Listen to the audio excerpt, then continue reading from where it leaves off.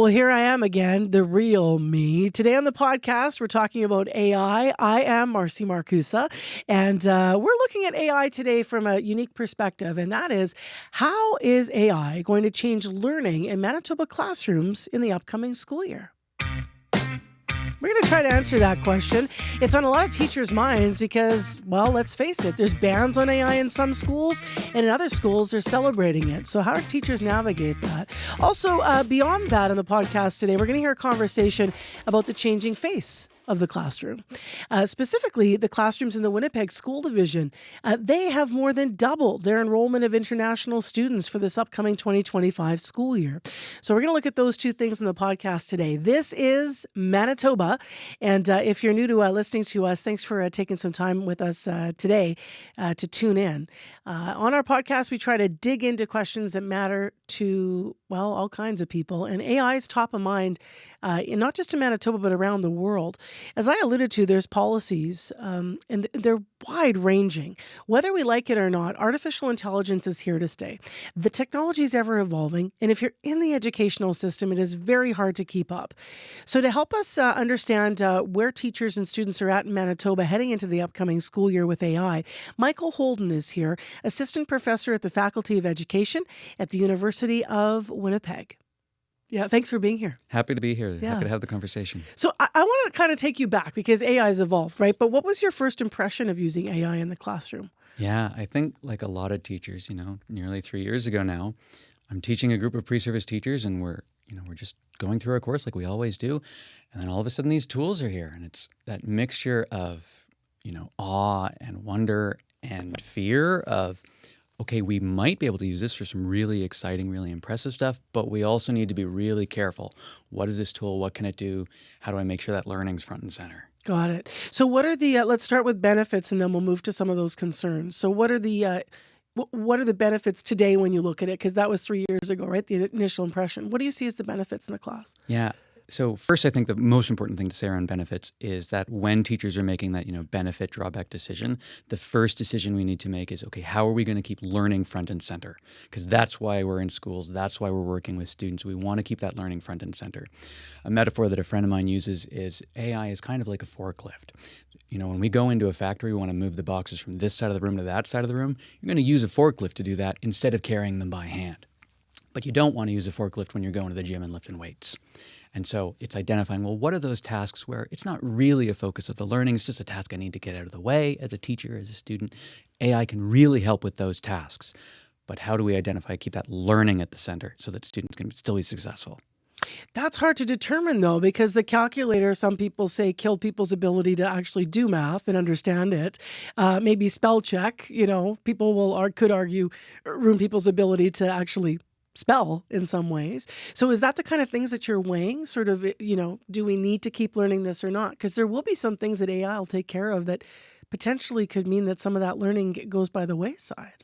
Yeah, so yes, to an extent, but I'd push back on that a bit in that, sure, you want to make sure that you're not putting students in a situation where they're offloading the actual learning, the cognition, the skills that they need to develop to be successful in math or in English or in social studies or in science. You want to keep that, again, that learning front and center.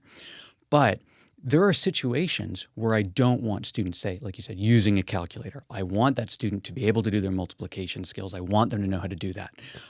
I don't want my accountant calculating those figures by hand. I want them using a tool and make sure that that's right. Great example. Their job is to check what the tool outputs and be able to stand behind it. Similar sort of thing with AI. Yes, there are going to be certain cases where a student or a teacher is going to make a decision to use that tool to complete a certain task. Their job then is to make sure that that output is right, that it's accurate, that it's appropriate for the task that they're using it for. What are the biggest concerns then? I think the biggest concern is trust. So teachers need to be able to trust their students. Students need to be able to trust the tools and the information that they're working with. And all of a sudden, over the last 3 years, teachers and students have been thrown into a space where trust is really getting eroded. Can I trust that this piece of work that the student is sharing with me is from the student themselves and not from a tool? Or as a student or a general user, can I trust that the output of this tool is accurate, it isn't a hallucination, that I can actually use it? And so when we're thinking about keeping that learning front and center, how am I designing a learning task or a thing we're doing, with young kids, with older students? so that I can trust the work that they're doing and building that trusting relationship together. Uh, Now let's talk about policies, because educators are having to navigate things right now. As I said, there's wide extremes. There's bans on AI in schools, and then Yeah. there's encouraged to use it in other places. What do educators need to navigate what you're talking about? Do they need the policy or a clear message, or do they need additional training? What do you think is top of mind there? There's two things that teachers need in terms of support moving forward. The first one absolutely is policy. So we need policy at a ministry level, at a school district level, at an individual school level of what are the acceptable guidelines? What is ethical use? What is acceptable use? What is pedagogically defensible use? What does that look like, say, here in Manitoba or in my school district or in the building where I'm a teacher? Because if you don't have that, what ends up happening is a student walks into one classroom, AI is forbidden. The classroom next door, it's embraced, or maybe they're expected to use it. The classroom next door, the teacher says, I don't know, good luck, off you go. And then the student's left wandering without any support or AI literacy on what does it mean to use these tools? What are they capable of? So that policy at the ministry, district, and school level can really help anchor teachers. What field are we playing in here? Do we need it? I just want to interject for a moment before you go on. Do we need it? You mentioned the ministry level. So do we need it to be a consistent policy across all schools in the province? It's a good question. So on the one hand, we do need some system consistency, because part of that policy, what it needs to do is it needs to align with all of the really robust policies that we already have. What is our assessment policy? What does our curriculum look like? What are our instructional policies? If it doesn't line up with those things in a consistent way, again, it's really hard for teachers to make good decisions. But you also don't want to tie teachers' hands, because the kind of learning that we do in a grade 2 classroom is very different than the kind of learning that we do in a high school classroom. Well, what might a policy, that a school or school division put in place, what might have to be in it to make sure AI is being used properly? Because we're talking about the big things, ban or use. But when you look at some specifics, what is helpful in a policy to guide educators? First and foremost, that policy needs to talk about AI literacy. So what do these tools actually do? How do they function? When a student opens their phone or opens the internet and the first result they get is AI output consistently now, that student needs to understand and have support from educators. What does that actually look like? How can I navigate this space that I didn't ask to be in? Teachers need that AI literacy support too, because they're not computer scientists, they're not technicians. The other piece that those policies really need to do is make sure that we're not putting in things that really don't have evidence in the research base. So like you had touched on, that blanket ban really doesn't work. It doesn't have teeth. Or, AI detectors, these softwares, they just don't work to the level that we would need them to do. Humans, teachers can't spot them. So don't rely on those as excuses to engage in the messiness of this. Is every subject affected by this, or which ones are top of mind when you think of AI and its uses? I'd say absolutely every subject is affected by it. Certainly the ones where writing outputs are more common. So you're thinking your English class, your social studies class, those are going to be affected more directly, and those teachers really are seeing that.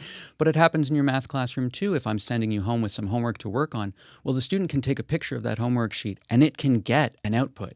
Does the student know how the tool is engaging with that output? Have I engaged them in that conversation yet? I understand one of the big benefits, just to revisit benefits, is in brainstorming in a classroom, that it can really help with coming up with ideas. Yeah, so that's one example of how you might use AI. There's lots of different ways that you can use these tools. So for brainstorming, if brainstorming isn't the learning goal, if it's just a thing that we're going to do before we move on to the actual learning that we care about, well, an AI tool can help me come up with lots and lots of ideas very quickly. And so that's one way that you can use it. You can use it as an editing tool if editing isn't your target. Or you can use it to say, oh, I've written this paragraph, but it's kind of clunky. Can you help with wording suggestions? It depends on what your target is, and then choosing a use that helps you with that target and doesn't take that learning away from you. It's like learning the rules before you break them, right? Exactly. Yeah. What's the biggest takeaway when it comes to AI use in the classroom? There's been a conference this week that, I know that there was a big presentation. People can read online about CBC's coverage of the conference and what teachers were hearing. Some experts in town. What was your biggest takeaway? I think the biggest takeaway for me, one, is that teachers and school leaders and assessment leaders are really interested in doing this work, but they need that sustained support. So it's not enough to tell teachers, okay, go become an expert in these tools that are changing every week, every month a new tool is coming out. They've got that interest, but they need sustained support to help make that happen so that we can do well by our students. Thank you very much for being here, Michael. Later in the school year, we'll have to do a check-in and see where we're at. Appreciate it. Happy to. Thank you so much. That's Michael Holden. He is assistant professor at the Faculty of Education at the University of Winnipeg, talking about how AI fits into our Manitoba classrooms this fall. I'm Marcy Markusa, and you're with This is Manitoba. Thanks for being here. If it's your first time tuning into the podcast, we have a new episode every Friday. And thanks for subscribing wherever you're getting your podcasts. Next on the show, let's go inside the classroom. As I mentioned at the beginning of the podcast today, CBC's Marjorie Dowhos had an interesting look at something that is changing. As universities across Canada see international student enrollment drop due to this federal cap on study permits, the Winnipeg School Division has accepted a record number of K-12 students from all around the world this year. Now, normally the division accepts 80 international students. This school year, that number is up to 180. Aaron Benarroch is Director of Recruitment and International Education with the Winnipeg School Division. Here's what he shared with the CBC's Marjorie Dowhos. Good afternoon. Welcome to the show, Aaron. Hello, Marjorie. Thank you. Why are we seeing such a big jump in international students this year? Well, just to be clear, what's happening down south is definitely impacting the industry. But the way the cycle works for recruitment of international students, at least in the high school sector, is we're basically working, within year time frame. So we're already most of the students that are coming now were recruited last year, but we are definitely starting to see increased demand and lots of questions for students that typically would have been looking down south are now starting to look at Canada. I want to add that internationally, the Canadian public school system has a very strong reputation, and so it's increasingly more and more appealing to send for parents to send their students to places like Canada and in particular Winnipeg. Okay, so Aaron, we were actually seeing a jump in international students, say even before this whole thing with the United States. Is that right? Yes, for sure. And definitely slowly, increasingly, that definitely is a pattern. And I expect that for the 26-27 school year, there will be definitely significantly more numbers than we have now. I mean, I can think of a handful of students that are with us starting this September that would be attributable to the political climate, but we're definitely getting ready and anticipating for more demand. Aaron, I wonder, what about other school divisions here? Are they seeing the same jumps that the Winnipeg School Division is seeing? Well, I don't have the numbers for other districts. We do work closely. People in other districts, other school divisions and myself, we do communicate, but I couldn't give you the exact numbers. But I do know that we're not very different. Winnipeg is seen as a good place to send international students for high school. And I know that they're probably also getting the same type of inquiries that we are in the Winnipeg School Division. What's the maximum number of international students that the division can take here? What can you max out at? Yeah, so an exact number would be difficult. It really depends on which high school you're looking at, enrollment. We always have to make sure that first our local students are accommodated and that there's space in those schools. So really it depends on the high school and which location in Winnipeg. I know that for the 26-27 school year, we're definitely looking at hoping to, surpass 200, at least for students in homestay. We have 120 students that are staying with families in our school division, and we are hoping to significantly see an increase in that. Where are most of the students coming from? So we actually work with over 20 different countries. I would say that Italy, Spain, Germany, Brazil, Vietnam, and China are some of the big ones, but we are in places like Chile. We had one student from Haiti, actually, who recently just graduated. So they're coming from many different countries in Eastern Europe as well. Czech Republic is growing, Slovakia is growing, and Winnipeg increasingly is seen as a really, really positive place to send your high school student. Now, Aaron, as you mentioned earlier, these students, they stay with families here in Winnipeg, with the homestay families. For 3 years, Giuseppina Militano has hosted students from Colombia, Brazil, and this year she has a student from Spain coming. And I just want to play this clip for you. Here's why she wanted to host. Take a listen. I love young people, giving them a chance to just, learn something new. We really enjoy having the students. It's a great experience for them. They get to learn about Canadian culture and all the various cultures in Canada, which they don't often see in their own countries. So it's a really wonderful experience. It really is. It's great for the families and it's great for the students. So how much of a challenge is it then, Aaron, to find these families, to find the accommodations for the students that the division accepts? Yeah, I would say that, first of all, the homestay families that work with our school division, I would say, are really special people. We could not do this without them. We do have international students that come with their own families and stay with families, but the vast majority are with homestay families. And so we do recruit.